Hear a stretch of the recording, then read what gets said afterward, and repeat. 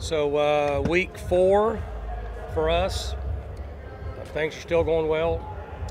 We're staying healthy. Guys are getting more reps, starting to. We're done with installs, so not putting anything else in any of the 3 phases.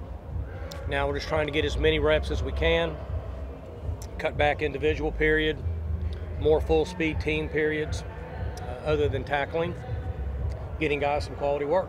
So spring's been good. I enjoy it every day, and watching the coaches relate, and players are working at it, so couldn't ask for anything else. What on your defensive line, particularly at nose tackle, it's a little bit different, not a lot different, but a little bit different for your guys that are at nose. How are those guys adapting, and what do you see? Really good.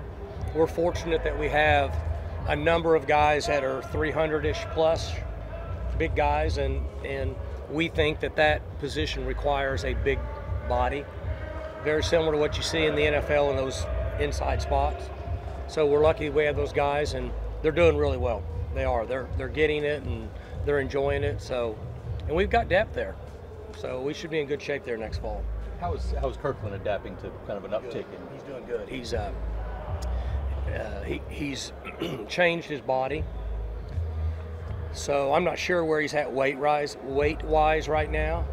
I know that he's changed the physique part of his body. Muscle weighs more than fat, so he's probably not lost much weight. But he looks really good, and his conditioning is better. I was worried about his conditioning because I think when he arrived he was 350.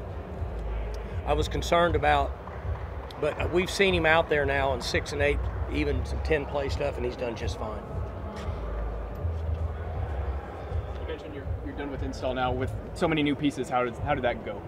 It's going good. I wish I could come here and give you some bad news, or could come here and say that it's not going smooth, but the players are really eager. I'm going to go back to what I said a few weeks ago. One of the advantages is the portal. You have a large number of guys that chose to be here. So what happens is you have mature players that choose to be on the team, and so that kind of spreads amongst the other guys, because it's human nature for all of us when we get into routine or whatever it may be, that it's the same old, I've been here 2 years, been here 3 years, been here 4 years, it's the same thing. Maybe there's something else out there I want to do. Well, these guys are choosing to be here, so the excitement level, the enthusiasm, their maturity's really helped, in my opinion. We talked about it this morning as a staff. So we just got to push hard for another couple weeks. Then Coach Glass will take over, and we'll be in good shape. Where would you characterize the offensive line at this point? Well, we're further ahead than we were last year. Yeah. Middle season. I don't think there's any question about that. Knock on wood, we're healthy. And we hadn't been healthy in 2 years, spring ball or fall ball. We're healthy. We're further along now, in my opinion, than we were middle of the season last year already.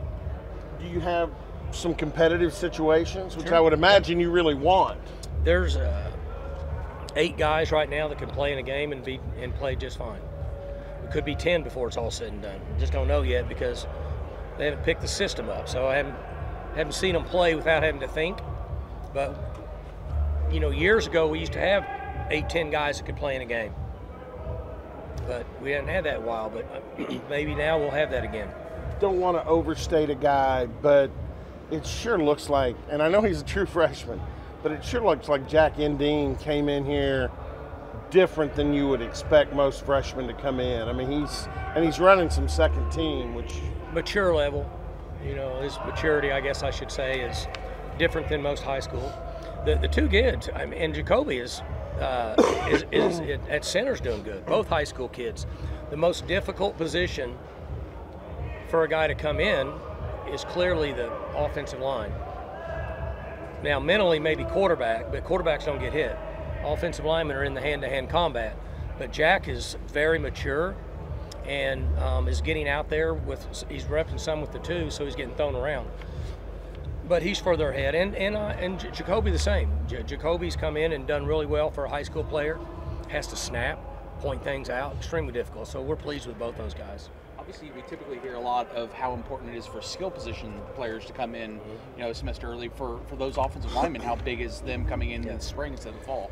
Well, two things for them. One, they get to train with Coach Glass, which both of those guys, just use them as an example, Jacoby and Jack were in really good physical condition and have discipline enough to train on their own, but it's not the same as being here with us. So that's one advantage. Second advantage is they get to go through spring, and they're getting a lot of reps, and they see the speed and the power that it takes to be successful down in that area. And so there's no substitute for it. Like, you can tell them, but it's not the same. So when they come back in August, they've already been through it all. So they should be able to take strides much quicker. You've seen Jacoby play, a few times. He's walking for your son. Has he surprised you since he's been here, or is not the same? Now, Jacoby's highly intelligent. As soon as he walked on campus in January, I think he was the third strongest player on our team. So he has two good things. Categories that you want to play that position. And he's very low-key, very laid back, and very humble. So I've seen this for a number of years now. I've been watching him since he's been this tall. He'll be a great addition for us, just like Jack. The other area I wanted to ask about was secondary, because you got some young guys that need to grow up there, and some of them had to grow up last year. Cam Smith played a lot toward the end of the year, and but at safety, Lyric Rawls, guys like that are, it's almost their time. Yeah, it is. Ty's in that category, and Lyric's in there, and a number of those. Cam Epps is in there, and those guys, and they're making strides in the spring. They're making mistakes. We went over quite a bit of it this morning when I went in with the defensive staff. But we want them to be in a position to where they can make a mistake and be graded and corrected and see if we can get better at today's practice. That's what they're getting out of all these reps. The encouraging side of it is that we feel like we've done a good job of recruiting the type of athletes, the body, the character, the football awareness that we need to help us. Now we just got to get them a little bit of experience. Football's football, but has Brian Nardo said anything about, because obviously the caliber of athlete he's coaching now is just a little bit different than Gannon. Well, there's two things. So that I've seen from him when I've gone to pry information from him is, one, he's never been in a situation where he's had this many people coaching on one side of the ball. There's that many resources. Most of the time, wherever he's coached, there's been 3 coaches on the entire side of the defense. Right.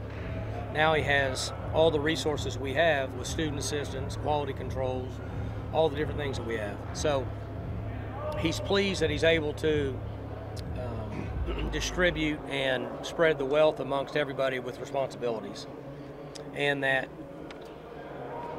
he's interested in watching video when spring's over to see kind of where we're at and what he can add to his package based on the athleticism that we have.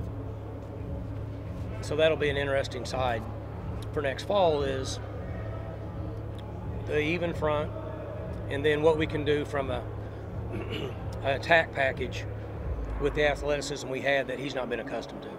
Has he met or talked to Coach Gibbs? Oh yeah. Yeah. Sure has.